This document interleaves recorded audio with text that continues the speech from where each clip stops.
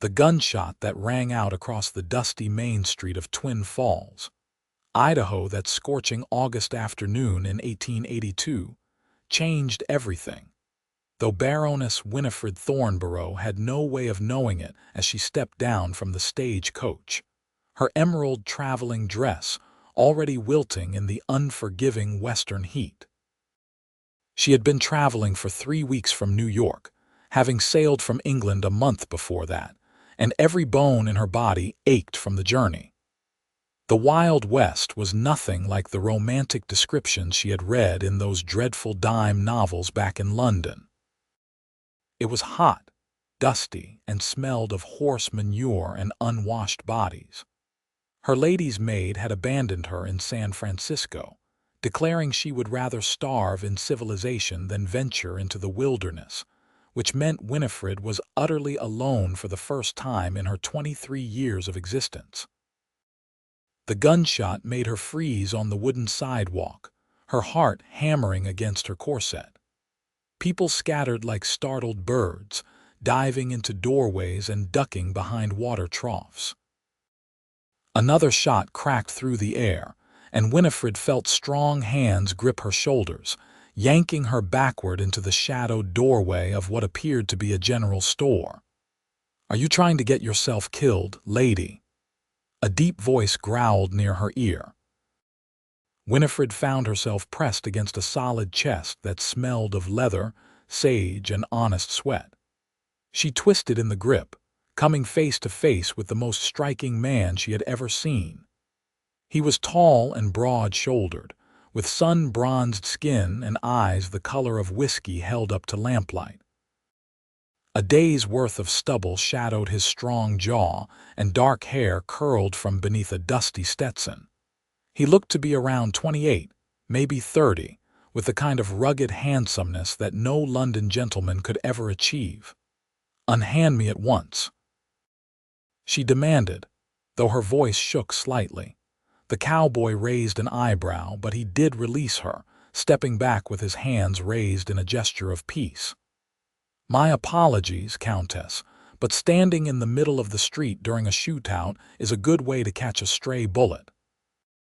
"I am not a countess.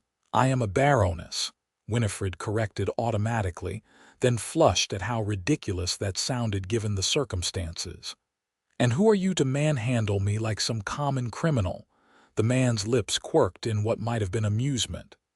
"Name's Bennett Yates, madam. I work the Bar 7 ranch outside of town, and if you want to survive more than a day in Twin Falls, you might want to lose that attitude along with those fancy clothes." More shots rang out, followed by shouting and the thunder of hooves.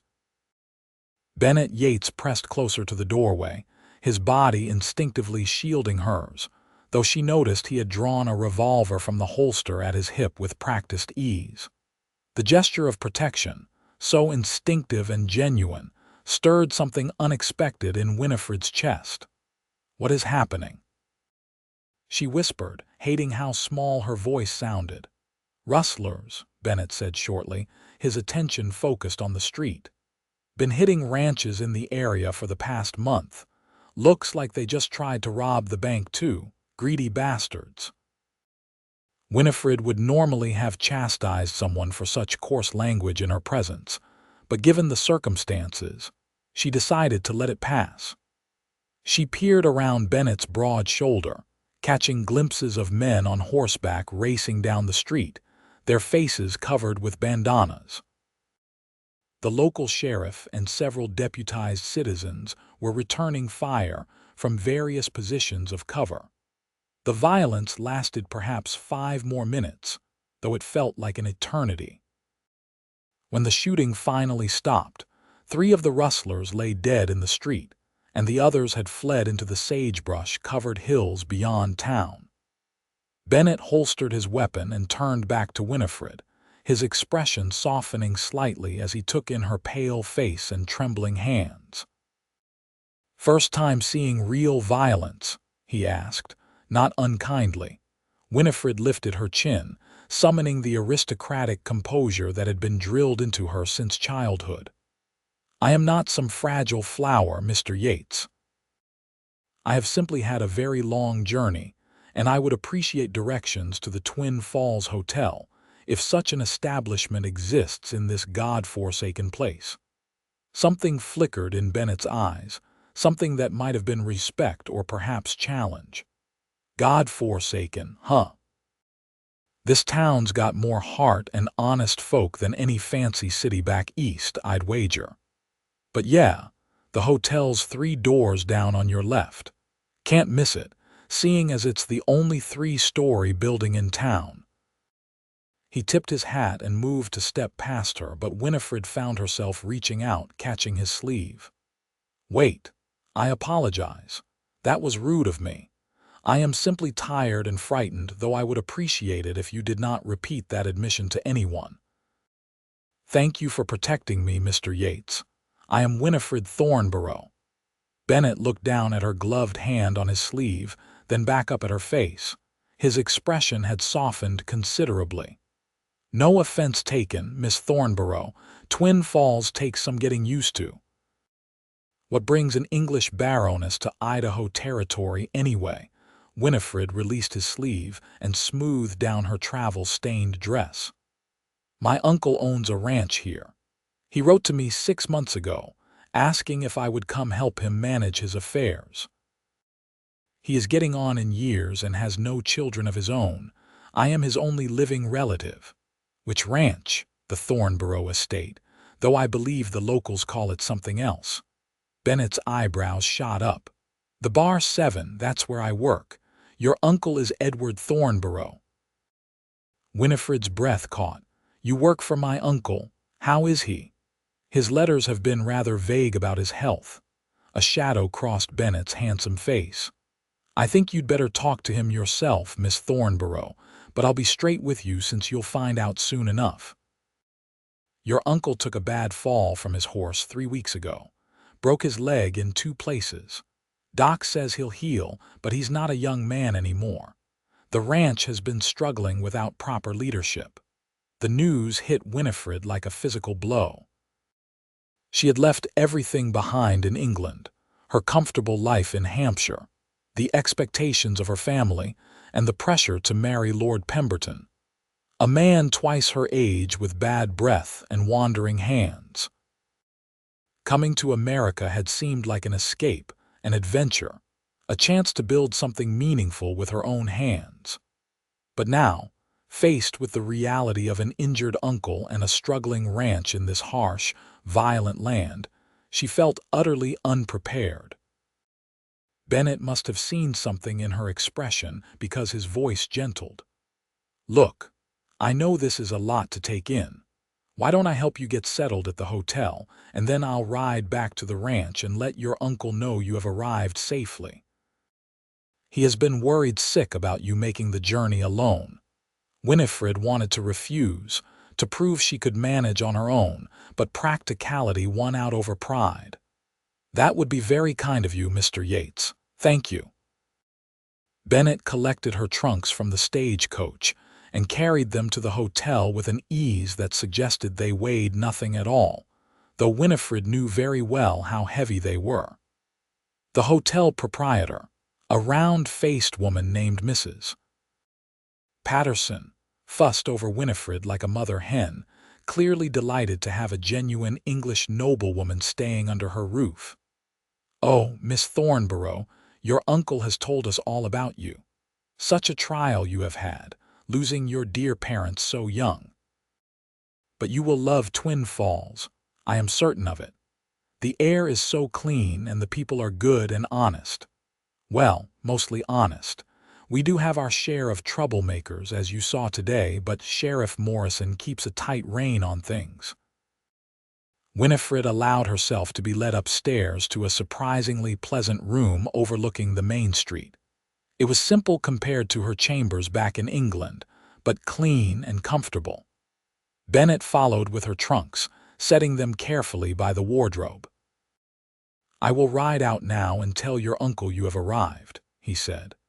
"He will likely want to come into town to see you, but I will do my best to convince him to stay put and let that leg heal properly. He is a stubborn man." "That seems to run in the family," Winifred said with a small smile. Bennett returned the smile, and the expression transformed his face, making him look younger and dangerously attractive. "I expect it does. Welcome to Idaho, Miss Thornborough. Despite today's excitement, I think you will find Twin Falls grows on you." After he left, Winifred sank onto the bed, suddenly exhausted beyond measure. She had traveled halfway around the world, survived a shootout within minutes of arriving, and discovered her uncle was injured and his ranch in trouble. Any sensible person would book passage on the next stage coach back to civilization, but Winifred had not traveled all this way to give up at the first sign of difficulty. She was made of sterner stuff than that, even if the locals did not know it yet. She spent the rest of the afternoon unpacking and trying to make herself presentable, though the mirror revealed that the harsh western sun had already brought out freckles across her nose, something her mother would have been horrified by. In London, she had been considered a beauty, with her honey blonde hair, blue-green eyes, and pale English complexion. Here, she just looked washed out and out of place. A knock at her door came just as the sun was beginning to set, painting the sky in shades of orange and purple that she had never seen in England. She opened the door to find Bennett Yates standing there, hat in hand, looking slightly uncomfortable. "Miss Thornborough, I apologize for disturbing you, but your uncle insists on seeing you tonight. I brought the wagon into town. Are you up for the ride out to the ranch? It is about an hour, and I promise to have you back safe before full dark." Winifred did not hesitate. "Of course. Let me just fetch my shawl." The ride out to the Bar 7 ranch was unlike anything Winifred had experienced before. The landscape was vast and open, with rolling hills covered in sagebrush and wild grass. Mountains loomed in the distance, their peaks still touched with snow despite the summer heat. The air smelled of dust and pine, and something wild she could not quite name. Bennett handled the horses with easy competence, and as they drove, he pointed out landmarks and explained the layout of the surrounding ranches. He spoke about the land with genuine affection, and Winifred found herself watching his profile more than the scenery, noting the way the setting sun brought out gold highlights in his dark hair. "How long have you worked for my uncle?" she asked, partly to break the comfortable silence and partly because she found herself genuinely curious about this man. "Going on 5 years now," Bennett replied. "I drifted into Twin Falls from Texas, looking for work and a fresh start. Your uncle gave me a job when nobody else would, no questions asked. He is a good man, fair and honest. I owe him a lot." "Were you running from something in Texas?" The words were out before Winifred could stop them, and she immediately regretted the intrusive question. But Bennett did not seem offended. He was quiet for a moment, his hands steady on the reins. "Nothing criminal, if that is what you are asking. Just ghosts and memories that were better left behind. The war left a lot of men adrift, trying to find their place in a world that had changed while they were gone. Your uncle understood that. He has been more of a father to me than my own ever was." Winifred heard the pain beneath the casual words and found herself wanting to reach out to offer comfort. But they barely knew each other, and such familiarity would be inappropriate. He never married or had children of his own. No. He came west after his wife died in childbirth, back in '58. The baby died too. I think he poured all his grief into building the ranch. It is a good spread, over 2,000 acres. We run about 500 head of cattle plus horses, or we did before the rustling started getting bad. "Is that a significant problem?" Bennett's jaw tightened. "It is becoming one. We have lost close to 50 head in the past 2 months. Other ranches have been hit too. The rustlers are organized and clever, hitting different places and never following a pattern." Sheriff Morrison has tried to track them, but they always seem one step ahead. It is hurting everybody, and if it does not stop soon, some of the smaller ranchers will go under. They crested a hill, and suddenly the Bar 7 spread out before them.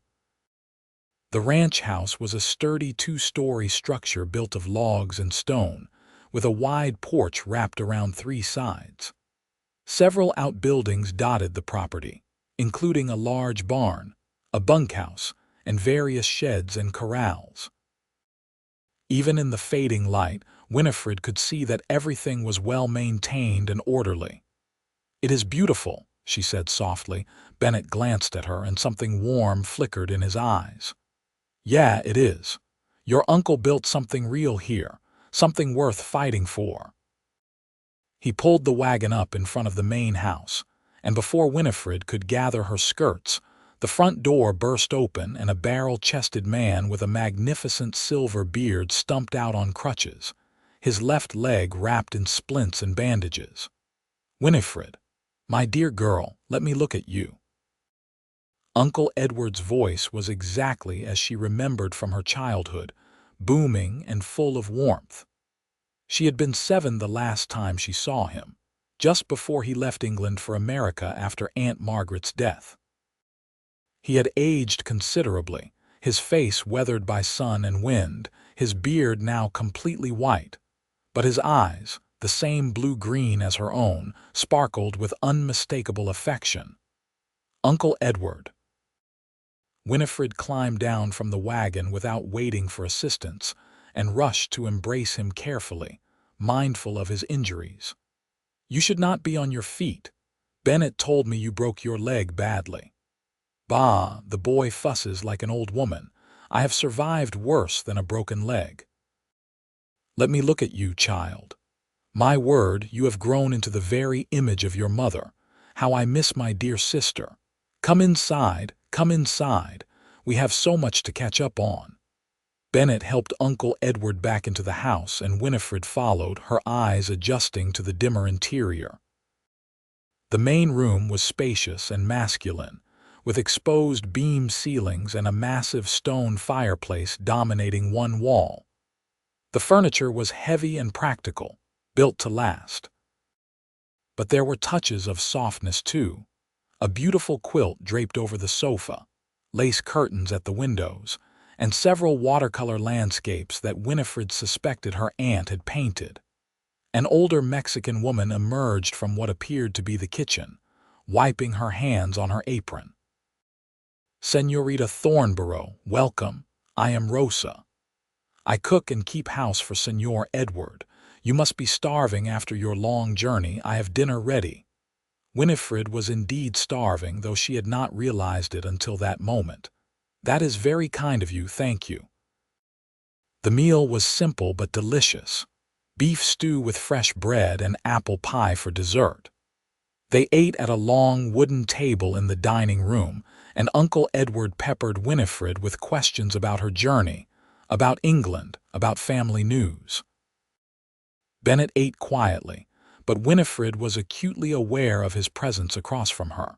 The way he listened intently to every word, the slight smile that played at his lips when she described some of the more harrowing moments of her journey. After dinner, Uncle Edward insisted on speaking with Winifred privately in his study. Bennett excused himself to check on the horses, and Rosa began clearing the dishes. Once they were alone, Uncle Edward's jovial expression turned serious. "Winifred, I need to be honest with you about why I asked you to come. The ranch is in trouble, more trouble than I let on in my letters. The rustling has cost us dearly, and with this damned broken leg, I have not been able to properly oversee operations. We have good men here, Bennett chief among them, but they are cowhands, not managers. We need someone who can handle the books, deal with buyers, manage supplies, and plan for the future. I was hoping you might take on that role." Winifred's heart sank. "Uncle Edward, I appreciate your faith in me, but I know nothing about running a ranch. I was raised to manage a household, to oversee servants and plan dinner parties. I have never balanced account books or negotiated cattle prices. You are smart, and you are a Thornborough. That is all you need. The rest you can learn. I will teach you, and Bennett can show you the practical side of ranching. The boy is rough around the edges, but he knows this land and this business better than anyone. He has been running things while I have been laid up, and he has done a fine job, but he needs support on the business side. Winifred bit her lip, torn between doubt and determination. She had come here to escape the stifling confines of English society, to prove she was more than just a potential wife for some aging lord. Here was her chance to do something meaningful, to build something lasting, but the responsibility felt overwhelming. I will try, she said finally. I cannot promise success, but I will give it my absolute best effort. Uncle Edward reached across his desk and squeezed her hand. That is all I ask, my dear. Now, Bennett will take you back to town tonight, but I want you to move out here to the ranch as soon as possible. There is a guest room on the second floor that was Margaret's sewing room. We can convert it into proper chambers for you. This is your home now, Winifred. I want you to think of it that way. The ride back to Twin Falls was quieter than the ride out. Full darkness had fallen, and the sky was ablaze with more stars than Winifred had ever imagined existed. The moon was nearly full, bathing the landscape in silver light. Your uncle is right, you know, Bennett said finally. You can do this. I have seen pampered city folks come west and thrive, once they stopped thinking about what they had lost and started focusing on what they could build. Were you one of those pampered city folks? Winifred asked with a slight smile. Bennett laughed, a warm, rumbling sound that did pleasant things to Winifred's insides. Hell no. I grew up on a hardscrabble ranch in South Texas. We were dirt poor, and my father drank away what little we had. I learned to work cattle when I was barely tall enough to see over a horse's back. But I have seen plenty of others make the transition. You will be fine. I hope you are right. I find the prospect terrifying if I am being honest. Fear is not always a bad thing. Keeps you sharp, makes you think before you act. Out here, that can save your life. They were quiet for a moment, the only sounds the steady clip-clop of hooves and the creak of wagon wheels. Then Winifred asked, "Will you really help me learn about ranching? My uncle seemed to think you would." "Of course.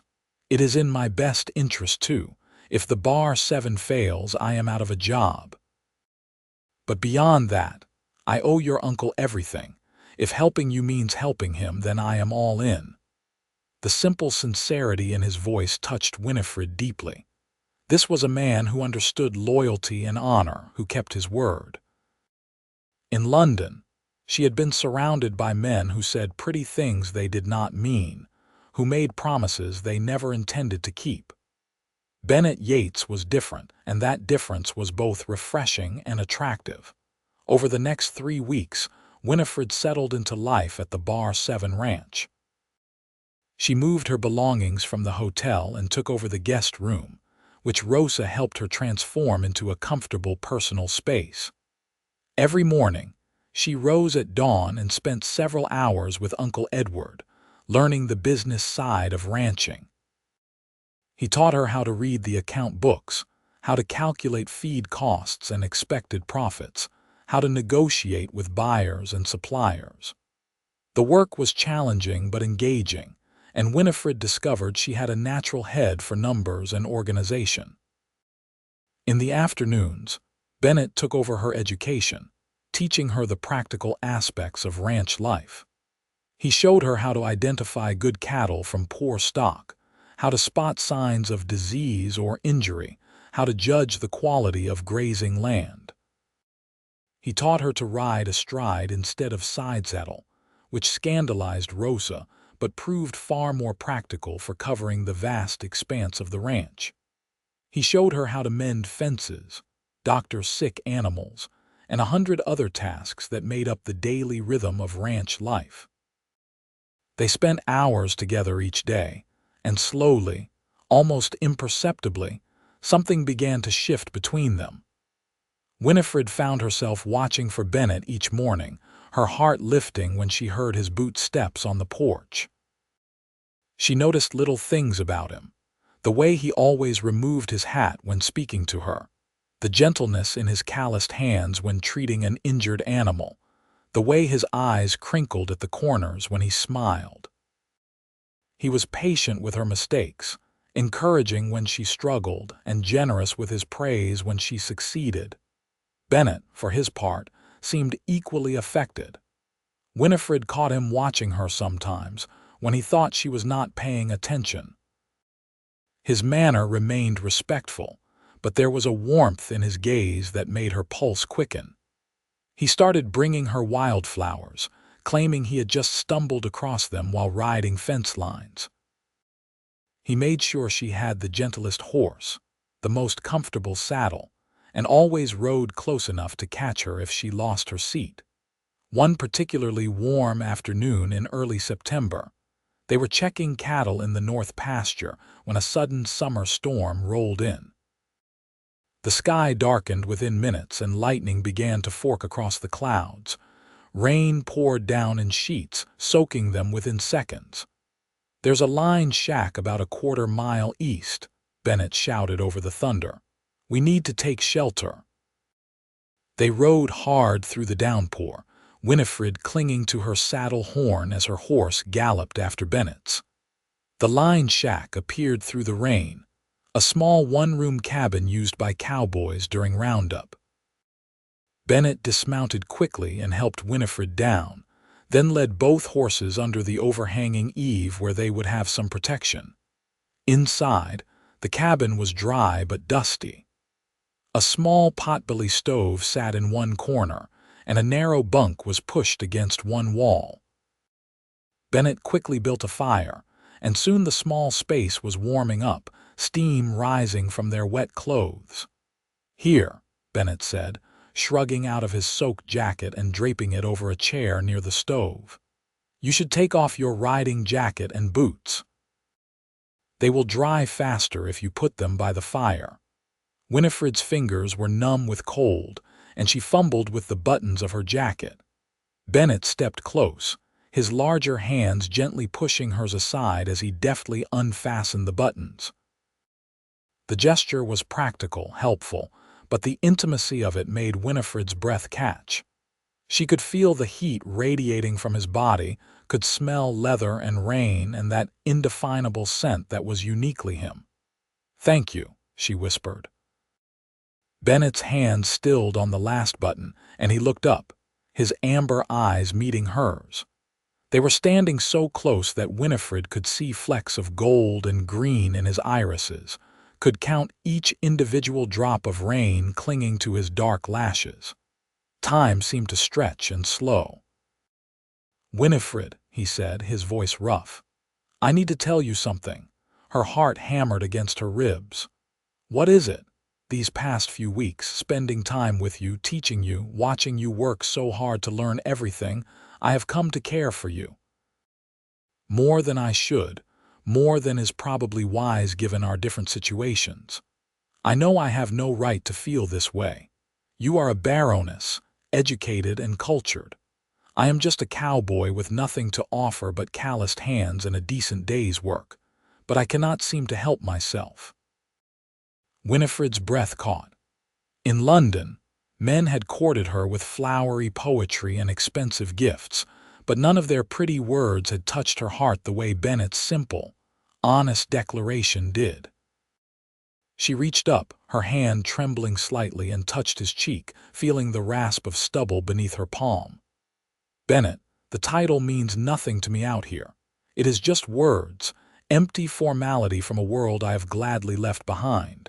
What matters is character, integrity, kindness. And you possess all those qualities in abundance. You have shown me more genuine consideration in 3 weeks than any London gentleman showed me in years. I care for you too, very much." Hope blazed in Bennett's eyes, but doubt remained too. "Winifred, I need you to understand what you would be choosing. I will never be rich or titled. I can offer you a good life, a comfortable one if I work hard enough, but nothing like what you knew in England. You would be a cowboy's wife, living in a rough land among rough people. Are you certain that is what you want?" In answer, Winifred rose on her toes and kissed him. It was her first real kiss. The chaste pecks exchanged at society functions in London could not compare. Bennett went still for a heartbeat, then his arms came around her, pulling her close as he deepened the kiss.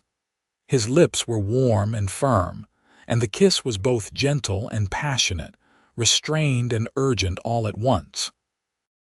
Winifred felt something ignite inside her, a fierce joy and longing that made her previous life seem like a pale shadow. When they finally pulled apart, both breathing hard, Bennett rested his forehead against hers. "Is that a yes?" Winifred laughed, the sound slightly breathless.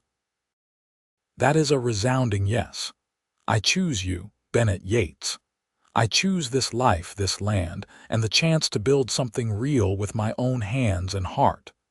The title, the society expectations, all of it means nothing compared to what I feel when I am with you." Bennett kissed her again, slower this time, savoring the moment. Outside, the storm raged on, but inside the small cabin, wrapped in each other's arms, they created their own shelter, their own promise of a future together. The rain continued for another hour, and they spent the time sitting close on the narrow bunk, talking about their hopes and dreams. Bennett told her about his plans for the ranch, about wanting to improve the breeding stock and expand into horse raising. Winifred shared her ideas for making the business side more efficient, about potentially opening accounts with buyers in San Francisco and Portland. "We make a good team," Bennett said, his arm around her shoulders, her head resting against his chest. "Yes," Winifred agreed. "We do." By the time they rode back to the ranch house, the storm had passed, leaving the world washed clean and sparkling. Uncle Edward took one look at their faces and smiled knowingly. "About time you two figured it out," he said. "I was beginning to wonder if I would need to lock you in a room together." Winifred blushed scarlet, but Bennett just laughed. "Sir, I would like your permission to court your niece properly, with the intention of marriage if she will have me." Uncle Edward's expression grew serious. "You have my blessing, son. I could not ask for a better man for Winifred. But I need to warn you both, people in town are going to talk. Some will say a baroness marrying a cowboy is a scandal.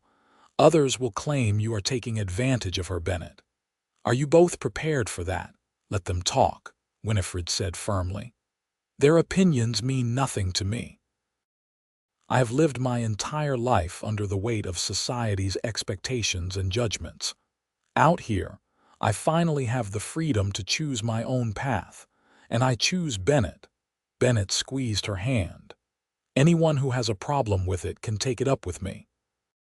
The engagement was announced the following Sunday at church, and just as Uncle Edward had predicted, it caused quite a stir in Twin Falls.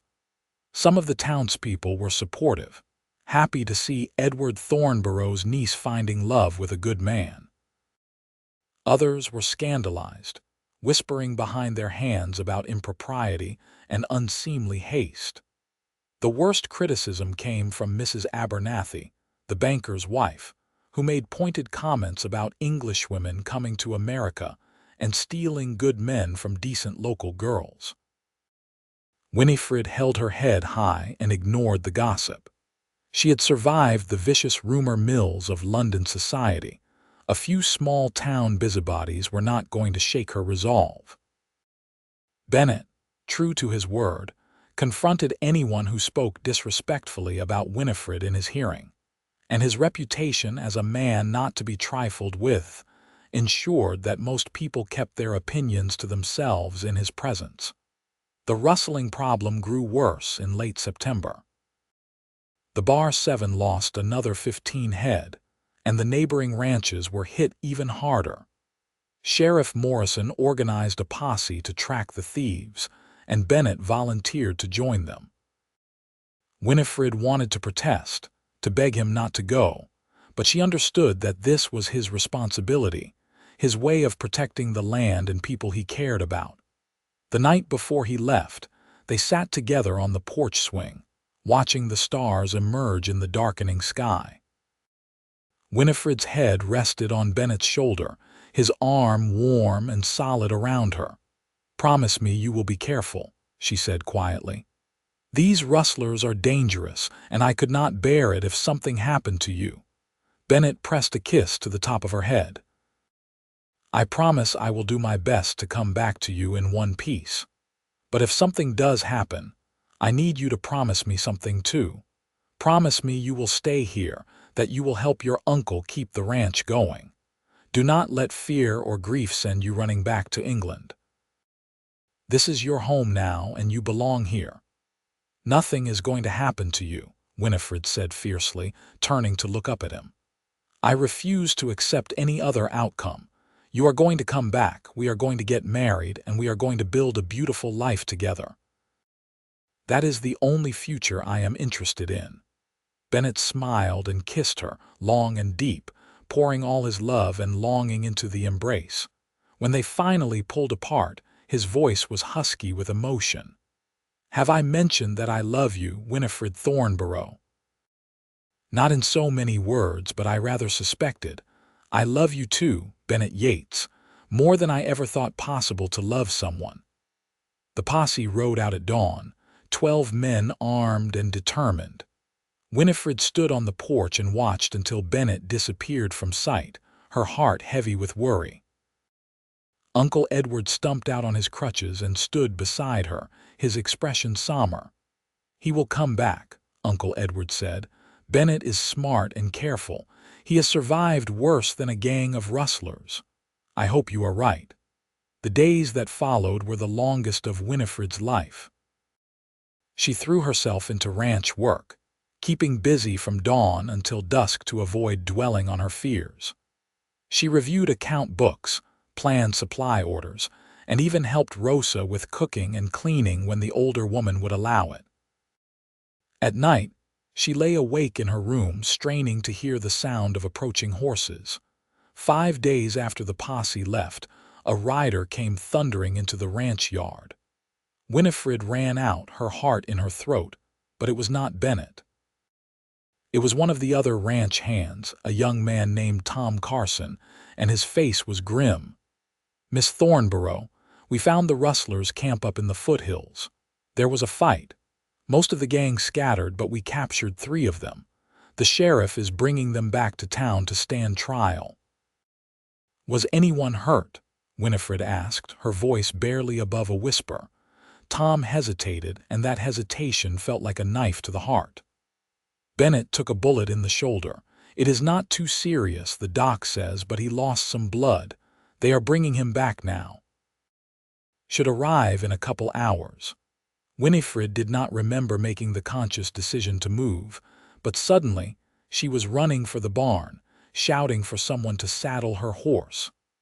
Uncle Edward tried to stop her, saying she should wait for Bennett to arrive, but she would not hear of it. She needed to see him, to confirm with her own eyes that he was alive and would recover. She met the returning posse 3 miles from the ranch. Bennett was riding with his left arm in a sling, his shirt stained with blood, his face pale beneath his tan. But he was upright in the saddle, and when he saw her riding toward him, a smile broke across his face. "You stubborn woman," he said as she pulled her horse alongside his. "I am fine, you did not need to ride out. You have been shot." Winifred said, her voice shaking with a mixture of relief and anger. "You are most certainly not fine. It is barely a scratch. Bullet went straight through, no bones hit. I have had worse injuries breaking horses." Sheriff Morrison, riding on Bennett's other side, chuckled. "He is telling the truth, Miss Thornborough, though I would not call it a scratch exactly. He is going to be sore for a while, and he needs to keep that arm immobilized until the wound heals properly. but he should make a full recovery. Winifred wanted to shake Bennett for scaring her so badly, but more than that, she wanted to throw her arms around him and never let go. She settled for riding close beside him all the way back to the ranch, her eyes repeatedly checking his face for signs of pain or distress. Back at the house, Doc Williams, who had ridden with the posse, cleaned and rebandaged Bennett's wound properly. The bullet had indeed passed cleanly through the meat of his shoulder, missing major blood vessels and bone. With rest and proper care, he would heal without complications. That night, after everyone else had gone to bed, Winifred slipped into Bennett's room carrying a basin of cool water and clean cloths. He was sitting up in bed, shirtless, his shoulder wrapped in fresh bandages. In the lamplight, she could see other scars on his body, testament to a hard life lived on the edge. "You should not be here," Bennett said, but his eyes were warm. "It is not proper." "I do not care about proper. We are engaged, and beyond that I need to take care of you. Let me do this, please." Bennett nodded, and Winifred settled into the chair beside his bed. She dampened a cloth and gently wiped the dust and dried blood from his face and neck, her touch tender and careful. Bennett closed his eyes, a slight smile playing at his lips. "You have good hands," he murmured. "Healing hands." "Tell me what happened," Winifred said softly. "Tell me everything." So Bennett told her about tracking the rustlers to their hidden camp, about the tense standoff when Sheriff Morrison called for them to surrender, about the sudden eruption of gunfire when the gang tried to fight their way out. He told her about taking the bullet while trying to prevent one of the rustlers from shooting the sheriff, about the satisfaction of seeing the criminals finally captured and justice served. "They will hang," he said quietly. "Rustling is a hanging offense out here, and these men killed a rancher during one of their raids. It is not something I take pleasure in, seeing men die, even bad men, but it had to end. They were destroying people's livelihoods, their dreams." "You are a good man, Bennett Yates," Winifred said, setting aside the cloth and taking his uninjured hand in both of hers. "The world needs more people willing to stand up for what is right, even when it is dangerous. I am proud of you and grateful you came back to me."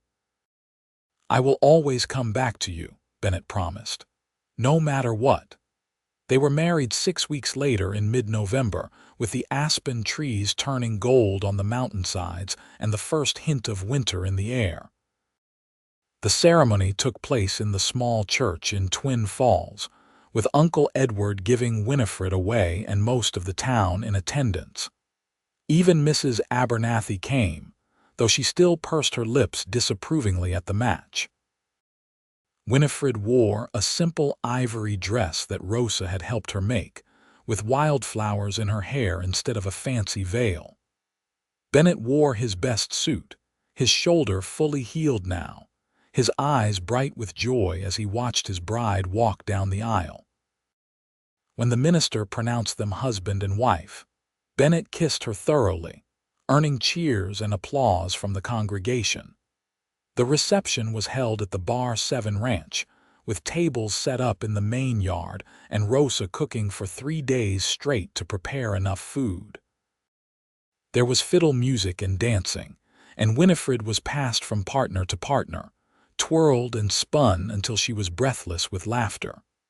But her eyes always found Bennett, and he always smiled back at her, that warm, private smile that made her feel like the most cherished woman in the world.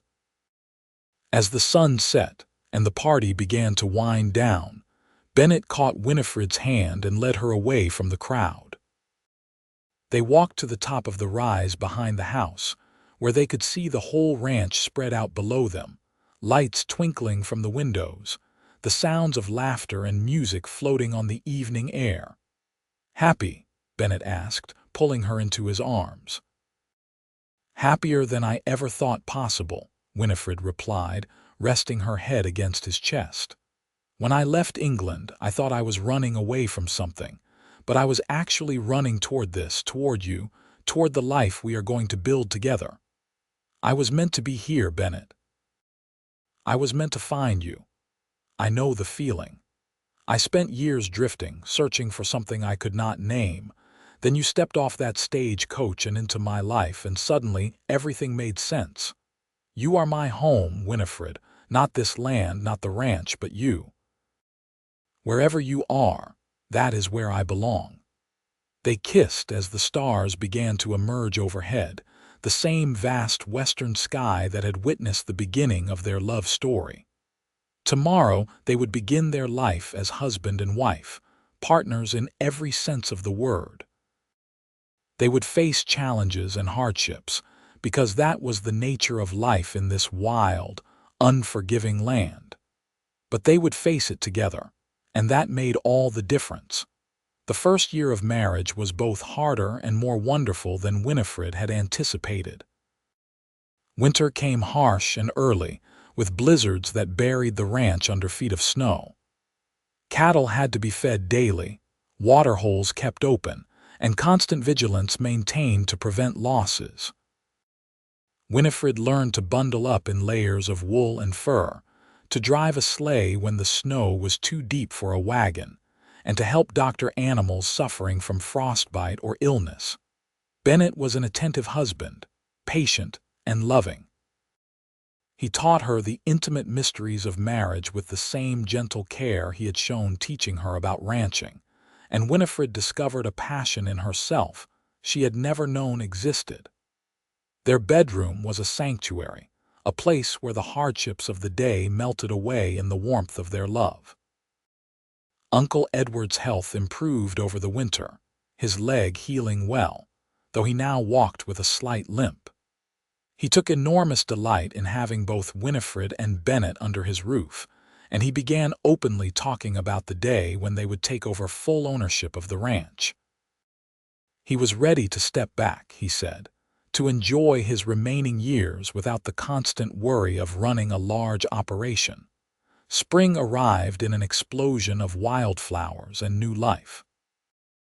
The cattle gave birth to dozens of calves, and the ranch hands were busy from dawn to dusk with branding and other seasonal tasks. Winifred discovered she was pregnant in late April, and the news filled her with a mixture of joy and terror. She knew childbirth was dangerous on the frontier, far from proper medical care. Women died giving birth in this wild land, and their babies with them. Bennett held her close when she confessed her fears. Doc Williams is a good doctor, and Rosa has helped deliver more babies than either of us can count. You are strong and healthy, Winifred. Everything will be fine. How can you be so certain? Because I refuse to believe otherwise. You are the strongest woman I know. You left everything familiar and came halfway around the world to build a new life. You learned to ride and rope and manage a ranch in a matter of months. You stood up to town gossips and proved every one of them wrong about us. If anyone can handle childbirth, it is you. His faith in her gave Winifred courage. She continued working through the summer, though Bennett and Uncle Edward both fussed over her constantly, trying to prevent her from doing anything strenuous. By September, her belly was round and prominent, and she finally agreed to limit her activities to bookwork and light household tasks. The baby came on a cold October night, 3 weeks earlier than expected. Labor started just after sunset, sharp pains that quickly grew intense. Rosa took charge immediately, boiling water and preparing the bedroom while Bennett rode like a madman to town to fetch Doc Williams. Uncle Edward paced the downstairs hallway, as nervous as if he were the father himself. The labor lasted 14 hours, long, agonizing hours where Winifred learned the true meaning of pain. But Bennett stayed by her side the entire time, holding her hand, wiping her brow, whispering encouragement and love. When the baby finally arrived with the dawn, a healthy, squalling boy with his father's dark hair and his mother's eyes, Winifred felt a surge of love so powerful it nearly overwhelmed her. "A son," Bennett whispered, awe in his voice as he carefully held the tiny bundle. "We have a son." They named him Edward Bennett Yates, after Uncle Edward and his father, but everyone called him Teddy from the start. He was a good baby, healthy and strong, and he wrapped every adult on the ranch around his tiny finger within days. Uncle Edward spent hours holding his great-nephew, telling him stories about England and the old days, about his grandmother who had died before he was born. Winifred marveled at how completely her life had changed in just over 2 years. She had gone from a baroness in Hampshire to a rancher's wife in Idaho, from a pampered daughter of privilege to a mother who changed diapers and nursed her own child. And she would not trade it for anything in the world. The ranch prospered over the next few years. With the rustling gang broken up and hanged, cattle losses dropped to normal levels. Winifred's business acumen helped them expand operations, opening new markets and improving profit margins. Bennett's expertise in ranching and his innovations in breeding produced some of the finest cattle in Idaho. Together, they made the Bar 7 one of the most successful ranches in the territory. Uncle Edward passed away peacefully in his sleep in the spring of 1886, just after Teddy's 3rd birthday. He had been slowing down for months, though he remained cheerful and engaged until the end. In his will, he left the ranch equally to Winifred and Bennett, along with a letter expressing his joy at seeing them build such a beautiful life together. "I could not be more proud of either of you," he had written. "You proved that love and partnership transcend all boundaries of class and circumstance. You have built something lasting, something good. Cherish each other, cherish this land, and know that I died a happy man having seen you both so well settled." The loss was hard, but Winifred found comfort in knowing her uncle had died satisfied, surrounded by people he loved. They buried him on the ranch, on the rise where Winifred and Bennett had stood on their wedding night, with a view of the land he had spent his life building. 2 years later, Winifred gave birth to a daughter, Lily Margaret Yates, named for her great-aunt and grandmother. She was a beautiful child with golden curls and a sunny disposition, and she had Teddy wrapped around her finger from birth, despite his initial disappointment at not getting a brother. Life settled into a comfortable rhythm. The ranch continued to thrive, and the Yates family became pillars of the Twin Falls community. Bennett served several terms as mayor, working to improve schools and infrastructure. Winifred started a lending library and helped establish the town's first proper school, ensuring children in the area had access to education. The gossip that had swirled around their marriage faded completely as the years passed.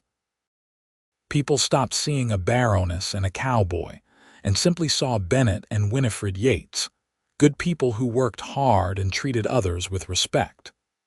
Their love story became something of a local legend, proof that true love could overcome any obstacle. In the summer of 1891, Winifred received a letter from England. Her cousin Archibald, who had inherited the family estate after her father's death, was writing to inform her that Lord Pemberton, the man her family had wanted her to marry, had died of apoplexy. His widow was already remarrying, this time to a penniless fortune hunter half her age.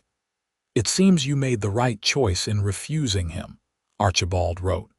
"He was apparently a terrible husband, gambling away most of his fortune and keeping several mistresses. The family is relieved to be rid of the connection. I hope your life in America has proved more satisfactory." Winifred showed the letter to Bennett that evening as they sat on the porch watching their children play in the yard. Teddy, now 8, was teaching 6-year-old Lily how to rope a fence post, both of them laughing as the loop fell short again and again. "Any regrets?" Bennett asked, sliding an arm around her shoulders. Winifred leaned into him, breathing in the familiar scent of sage and leather that always clung to him. Not a single one. That life seems like a dream now, something that happened to someone else. This is real, this is mine, this is where I choose to be. Ours, Bennett corrected gently. This is ours. Yes, Winifred agreed, tilting her face up for a kiss. Ours. The years continued to pass, marked by the changing seasons and the rhythm of ranch life. Teddy grew tall and strong, learning ranching from his father with the same dedication Winifred had once shown. Lily proved to have her mother's head for business, often helping with the account books even as a young girl. In 1896, another son joined the family, James Thomas Yates, completing their family. Bennett's hair began to show silver at the temples, and lines appeared around Winifred's eyes, but neither of them minded. They had earned every gray hair and wrinkle through years of honest work and genuine laughter. They still held hands while walking around the ranch, still stole kisses in the barn when they thought no one was looking, still talked late into the night about their dreams and plans. Twin Falls grew from a rough frontier town into a proper city as Idaho achieved statehood in 1890. The railroad arrived, bringing easier access to markets and a flood of new settlers. The Wild West was slowly being tamed, though the land retained its harsh beauty and unforgiving nature. On their 20th wedding anniversary in 1903, Bennett surprised Winifred with a trip. He had been planning it for months, coordinating with their eldest son, now a capable young man of 20 who could manage the ranch in their absence. They took the train west to the Pacific coast, spending 2 weeks exploring San Francisco and the California coast. It was the first real vacation either of them had taken since their marriage, and it felt wonderfully decadent to have time just for each other. They walked along the beach holding hands, ate at fine restaurants, and stayed in a hotel with running water and electricity, marveling at the modern conveniences. "You miss this?" Bennett asked one evening as they stood on their hotel balcony watching the sun set over the ocean. The luxury, the culture, the refinements of city life, Winifred thought about it honestly before answering. "I enjoy it for a visit. It is nice to see new things, to experience different ways of living, but I do not miss it, not in any meaningful way. I miss the ranch, the mountains, the sound of wind through the grass. I miss seeing our children every day and knowing every inch of our land. I miss you, even though you are standing right here, because this is not our place. Our place is Idaho together." Bennett pulled her close and kissed her temple. "I miss it too. I am glad we came, glad we had this time together, but I will be even gladder to go home." They returned to the ranch a few days later, finding everything running smoothly under Teddy's management. Their children greeted them with enthusiasm, and even the horses seemed happy to have them back. That night, lying in their own bed with familiar stars visible through the window, Winifred felt a deep, abiding contentment. "We did it," she said softly into the darkness. "They all said a cowboy and a countess could never work, that we were too different, that I would regret giving up my title and position. But we proved them all wrong." Bennett's arms tightened around her. "We did not prove anything to them. We proved something to ourselves. That love matters more than titles, that partnership matters more than pedigree, that choosing your own path takes more courage than following expectations. I love you, Baroness Yates." Winifred laughed at the old joke. She never used her title anymore, had not for years. She was simply Winifred Yates, rancher's wife, mother, and businesswoman. But sometimes Bennett still called her Baroness, usually when he was teasing her or feeling particularly sentimental. "I love you too, my darling cowboy, always and forever." The next decade brought both joys and sorrows, as life inevitably does. Rosa passed away in 1907 at the ripe old age of 74, having been part of the ranch family for nearly 50 years. Teddy married a local girl, Sarah Fleming, in 1908, bringing a new daughter-in-law to the ranch. They built a house on the eastern section of the property, and Teddy took over more and more of the day-to-day operations as Bennett gradually stepped back. Lily showed no interest in marrying, instead pursuing her education at a college in Boise, eventually becoming one of the first female lawyers in Idaho.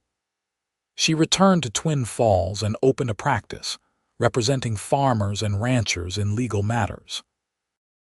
She never married, choosing independence over convention, and Winifred understood that choice better than most.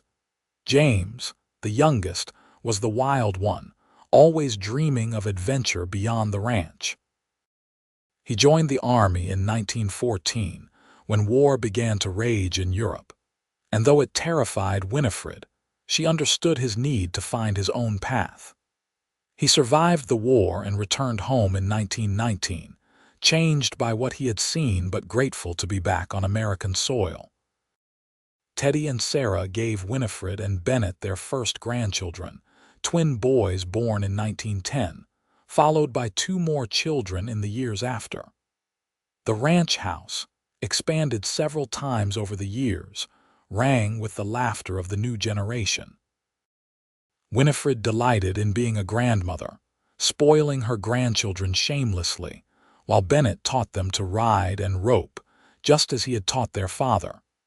In the spring of 1923, Winifred and Bennett celebrated their 40th wedding anniversary. It was a grand affair, with people coming from all over Idaho to honor them. The governor sent a letter of congratulation, and the Twin Falls newspaper published a feature article about their love story, calling it proof that true love transcends all boundaries. At the party, surrounded by children and grandchildren, friends and neighbors, Winifred looked at her husband and still felt that flutter in her chest, that quickening of pulse that had been there from the very first day. Bennett's hair was completely white now, and time had carved deep lines in his handsome face, but his amber eyes still held the same warmth and intelligence that had first attracted her. 40 years, she said wonderingly. Sometimes it feels like yesterday, and sometimes it feels like forever. Both are true, Bennett replied, pulling her onto the dance floor as the musicians struck up a waltz. Every day with you feels new, but I also cannot imagine a time when you were not part of my life. You are woven into every memory, every hope, every dream.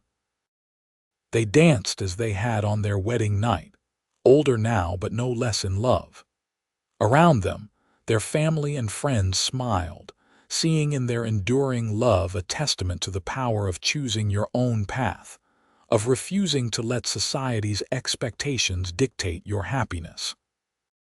Later that night, after all the guests had gone home and the ranch was quiet, Winifred and Bennett walked up to the rise where Uncle Edward was buried, where they had stood so many times over the years. The moonlight silvered the landscape, and in the distance, they could see lights from the houses that now dotted what had once been open rangeland. You ever regret it? Winifred asked. Not your choice to marry me, but the changes. The Wild West is truly gone now. Everything is settled and civilized and tame. Bennett was quiet for a moment, considering. I miss some things about the old days. The freedom, the wildness, the sense that anything was possible, but I do not regret the changes.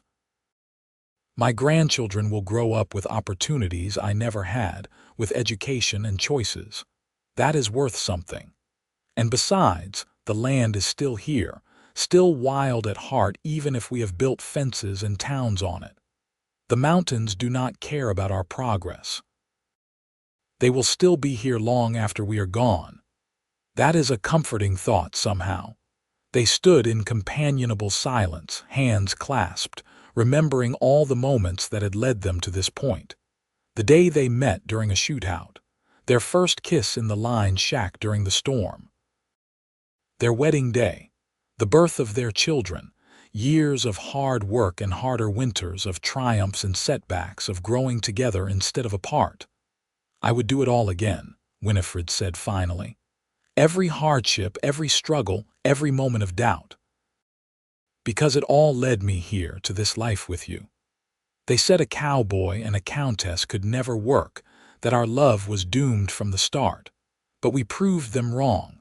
Love does not care about titles or class or where you were born. Love only cares about two hearts choosing each other, day after day, year after year." Bennett turned to face her, his weathered hands cradling her face with infinite gentleness. "You are still the most beautiful woman I have ever seen, inside and out. Marrying you was the smartest thing I ever did. Loving you has been the greatest privilege of my life. I love you, Bennett Yates. Then, now, always. I love you too, Winifred, my baroness, my partner, my heart." They kissed beneath the stars, two people who had defied expectations and built a legacy that would endure for generations. Their love story had become legend in Twin Falls, a reminder that true love recognizes no boundaries, that courage and commitment can overcome any obstacle. In the years that followed, they gradually slowed down, spending more time with grandchildren and less time working the ranch directly. Teddy and Sarah took over full operations, proving themselves capable stewards of the land. James eventually married and settled on a piece of property adjoining the main ranch.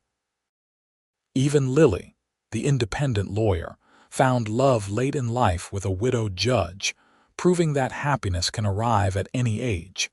Bennett passed away peacefully in the summer of 1931, at the age of 77.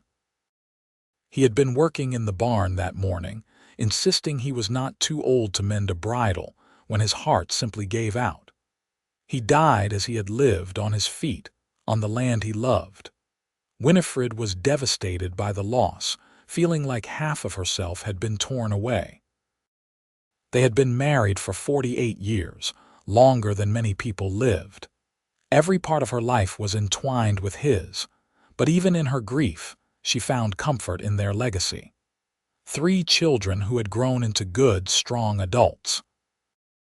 8 grandchildren who carried forward the values she and Bennett had lived by. A ranch that had been transformed from a struggling operation into one of the most successful in Idaho. A town that had grown from a rough frontier settlement into a thriving community. And a love story that would be told and retold, inspiring others to follow their hearts regardless of what society said was proper or possible. Winifred lived another 7 years, remaining active and engaged until the very end. She spent her time with family, continued to manage the financial aspects of the ranch, and wrote a memoir about her life, hoping future generations would understand the choices she and Bennett had made. She died in her sleep in the spring of 1938 at the age of 79, a smile on her face as if greeting someone she had missed terribly. They buried her next to Bennett on the rise, under a shared headstone that read simply, "Bennett and Winifred Yates. They proved love knows no boundaries." Years later, their great-grandchildren would stand on that same rise, looking out over land that had been in the family for generations, and they would tell the story. The story of how a baroness from England met a cowboy from Texas in a dusty Idaho town. How they fell in love despite everyone saying it could never work. How they built a life together that mattered, that endured, that changed their corner of the world for the better. And somewhere in the telling, in the remembering, Bennett and Winifred lived on. Not as titles or positions or fading photographs, but as proof that when two people truly love each other, when they commit to building something together, nothing can stand in their way. Not class differences, not societal expectations, not the harsh realities of frontier life. Their love had been real, fierce, and lasting. It had survived shootouts and rustlers, winters and droughts, gossip and doubt. It had produced a family that would carry their values forward for generations. It had transformed a wild piece of Idaho into a working ranch that still thrived a century later. And it had proved, beyond any shadow of doubt, that titles mean nothing compared to the courage to love truly and live authentically. They said a cowboy and a countess could never work. But in a small town called Twin Falls, in the wild and beautiful state of Idaho, two people had proved that love, real love, conquers all. And that simple truth had echoed through the decades, inspiring others to take the same leap of faith, to choose love over convention, to build lives that mattered rather than lives that looked good on paper. Their story became part of the fabric of Twin Falls, woven into the town's identity as surely as the Snake River that flowed nearby. Every young couple facing opposition to their love would hear about Bennett and Winifred. Every woman told she could not do something because of her station would remember the baroness who became a rancher. Every man who thought himself unworthy would recall the cowboy who won a noblewoman's heart through simple honesty and hard work. The Bar 7 Ranch continued to thrive under Teddy's management and was eventually passed to his children and grandchildren. The house was expanded again and modernized, but certain rooms were kept as they had been when Bennett and Winifred lived there, a museum to their memory. Tourists sometimes visited, drawn by the legend, and they would stand on the porch where the couple had courted, in the bedroom where their children were born, and on the rise where they were buried together. The wildflowers that grew on their grave were the same varieties Bennett had brought Winifred during their courtship. Someone, usually a descendant but sometimes just a local who remembered the stories, kept them planted and tended. In spring and summer, the grave was always bright with color, a living testament to a love that refused to fade. Twin Falls grew into a modern city, but it never forgot its roots. Every year on the anniversary of Bennett and Winifred's wedding, the Historical Society held a celebration. Young couples would renew their vows, dressed in period costume. Descendants would share family stories and photographs. And always, someone would stand up and tell the story one more time of how love had proved stronger than any social barrier, how two people from impossibly different worlds had found common ground in the Idaho wilderness. The memoir Winifred had written was published posthumously and became required reading in Twin Falls schools. Children learned about the challenges of frontier life, about the courage it took to leave everything familiar and start over in a new land, about the importance of following your heart even when everyone says you are making a mistake. The book was reprinted multiple times over the decades, finding new audiences with each generation. Bennett's descendants inherited his skill with horses and cattle, his quiet strength, his unwavering integrity.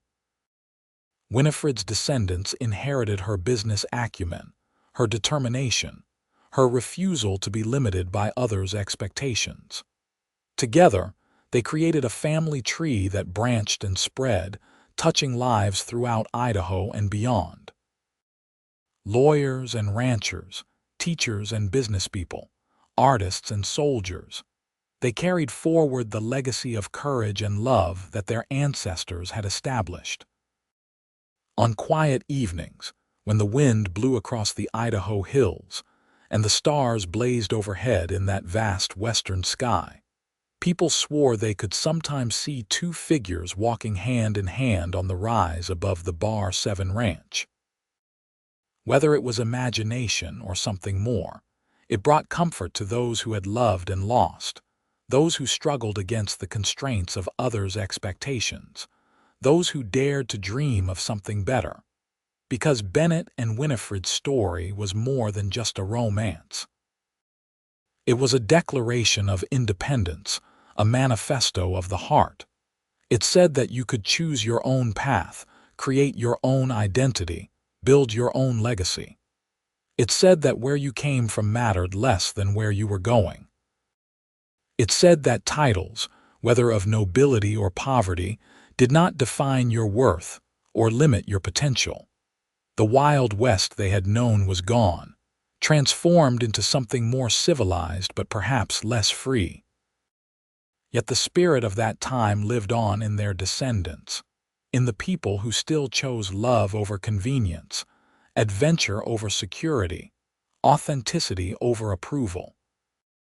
Every time someone left behind the safe and familiar to pursue something uncertain but real, they honored the memory of a cowboy and a countess who had done the same thing over a century before.